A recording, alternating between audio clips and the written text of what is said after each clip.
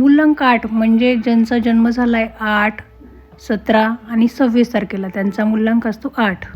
8 number आहे Shani देवतेचा. 2026ची total येते 1 म्हणजे सूर्य आणि 8 म्हणजे शनी. तसं पाहायला गेलं तर शनी आणि सूर्य हे वडील आणि मुलाचं नातं आहे, पण त्या दोघांचं बिलकुल पटत नाही.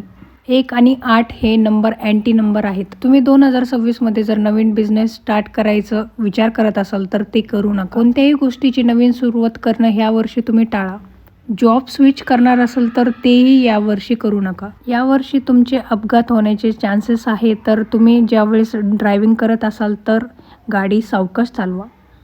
यावर्षी घरामध्ये फॅमिली प्रॉब्लेम्स होऊ शकतात. गव्हर्नमेंट हॉस्पिटलमध्ये जाऊन 2 ग्लास पाणी पिऊन या, कारण यावर्षी आजारी पडण्याचे चान्सेस आहेत. आजारी नसतानाही तुम्ही हॉस्पिटलमध्ये गेले तर ते तुमचा योग टळला जातो, त्यामुळे जा.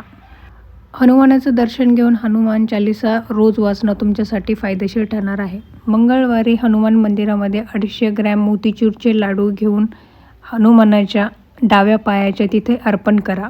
कुणाला वाटायचे पण नाही आहे आणि तुम्हीही ग्रहण करू नका. 2026मध्ये तुम्ही मांसाहार आणि मद्यपान टाळा. वर्षभर शक्य नसेल तर कमीत कमी मंगळवारी आणि शनिवारी पाळा. शनिवारी उपवास पकडा. अंध व्यक्ती आणि जे अपंग असतात त्यांना तुम्ही तुमच्या हाताने खाऊ घाला. यावर्षी लाल रंग आणि काळ्या रंगाला अव्हॉइड करा. लाईट ब्लू कलर आणि येलो कलर तुमच्यासाठी लकी राहणार आहे.